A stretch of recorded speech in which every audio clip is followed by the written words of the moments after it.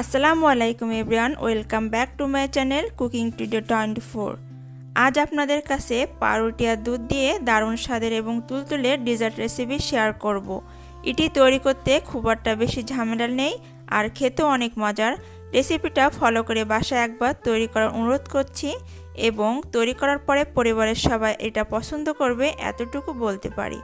ভিডিওটা প্রথম থেকে শেষ পর্যন্ত দেখার চেষ্টা করবেন। রেসিপিটা খুব সহজ করে আপনাদেরকে দেখানোর চেষ্টা করেছি। বরাবরের মতো রেসিপিটা আপনাদের ভালো লাগলে ভিডিওটিতে লাইক দিবেন, শেয়ার করবেন ফ্রেন্ডস এবং ফ্যামিলির সাথে। আর নতুন নতুন আরও রেসিপি পেতে চাইলে সাবস্ক্রাইব করবেন আর সাবস্ক্রাইব করে পাশের বেল আইকনটিতে অবশ্যই প্রেস করে দিবেন। তাহলে দেখে নেওয়া যাক এই মজার ব্রেড রোল রেসিপিটা কিভাবে তৈরি করছি। মালাই রোলের জন্য প্রথমে মালাইটা আমি তৈরি করব। তো এর জন্য এখানে আমি একটি প্যানে 2 কাপ পরিমাণ তরল দুধ দিয়ে দিচ্ছি হাফ কাপ চিনি। এখানে মিষ্টির পরিমাণটা আপনারা আপনাদের পছন্দ অনুযায়ী বাড়িয়ে বা কমিয়ে নিতে পারেন। এখানে আমি 1/4 কাপের মতো গুঁড়া দুধ দিয়ে দিচ্ছি আর সাথে দিয়ে দিচ্ছি 2টা এলাচ, এতে করে সুন্দর একটা ফ্লেভার পাওয়া যাবে। এখন সব উপকরণগুলো ভালোভাবে নেড়েচেড়ে চুলাটা অন করে দিচ্ছি।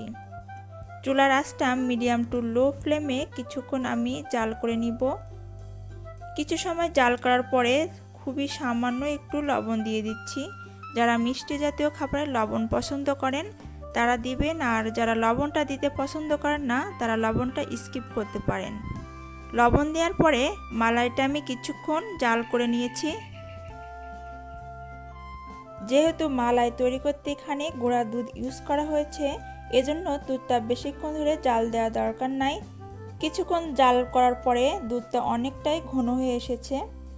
ইতিমধ্যে দুধটা ঘন হয়ে গিয়েছে আর মালাইটাও আমার রেডি হয়ে গিয়েছে। এখন চুলাটা বন্ধ করে মালাইটা চুলা থেকে নামিয়ে নিব। এরপরে ব্রেড রোলের জন্য ভেতরের পুরটা তৈরি করে নিব। এখানে আমি একটি প্যানে 1 টিস্পুনের মতো ঘি দিয়ে দিচ্ছি। ঘিটা ভালোভাবে মেল্ট হওয়া পর্যন্ত অপেক্ষা করছি। ভালোভাবে মেল্ট হয়ে গেলে 1 কাপের মতো তরল দুধ অ্যাড করে দিচ্ছি। এই পর্যায়ে চুলাটা লো ফ্লেমে রেখেছি। এবার তরল দুধে 1 কাপ গুঁড়া দুধ দিয়ে দিচ্ছি। এবার এগুলো একটু মিশিয়ে নিচ্ছি।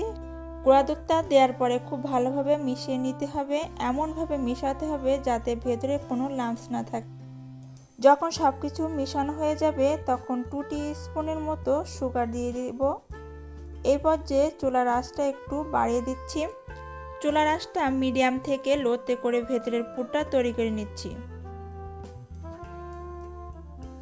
এই পর্যায়ে আপনারা চেষ্টা করবেন অনবরত নেড়েচেড়ে দিতে, না হলে তলায় লেগে যেতে পারে, এতে করে পুরটার স্বাদ নষ্ট হয়ে যাবে।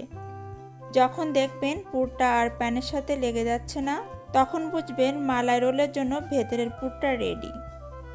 এখন পুরটা আমার রেডি হয়ে গিয়েছে, চুলাটা অফ করে দিচ্ছি। এবার এগুলোকে একটা বোলে তুলে নিয়েছি। এখানে আমি কিছু ব্রেড স্লাইস নিয়েছি।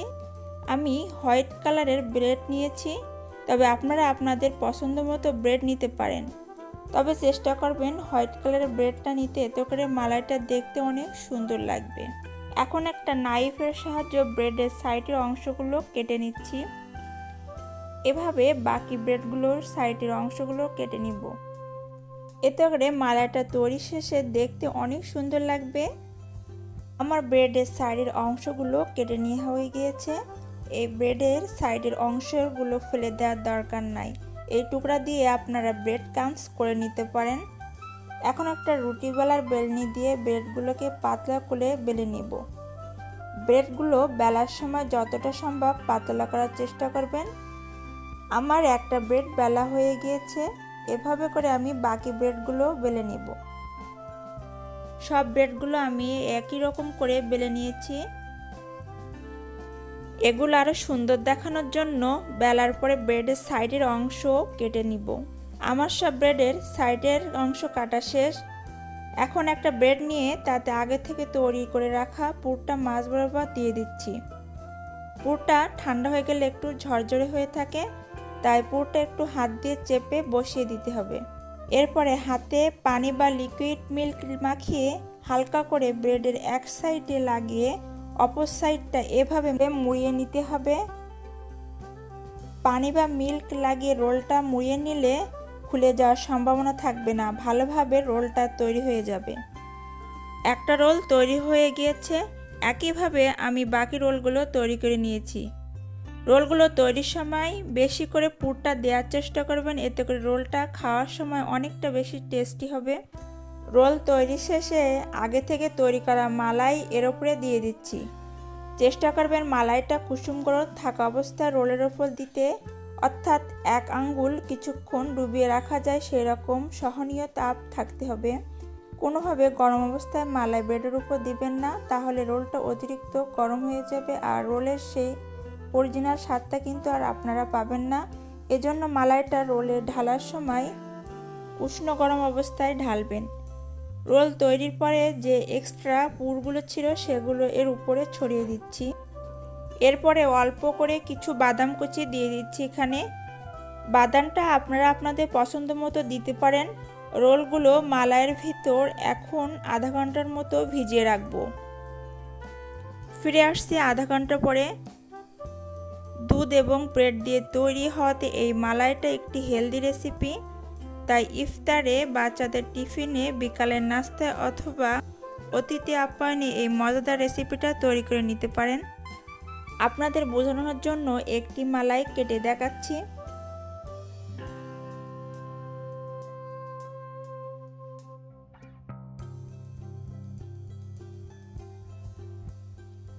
দেখুন রোলটা কতটা সফট এবং ভেতরটা কতটা ক্রিমি ভরা, মুখে দিলেই মিলিয়ে যাচ্ছে। আসলে রোলটা না খেলে বুঝবেন না এটা খেতে কতটা মজার। আশা করি এই রেসিপিটা ফলো করে বাসায় একবার তৈরি করবেন আর রেসিপিটা ফ্রেন্ডস এবং ফ্যামিলির সাথে শেয়ার করবেন।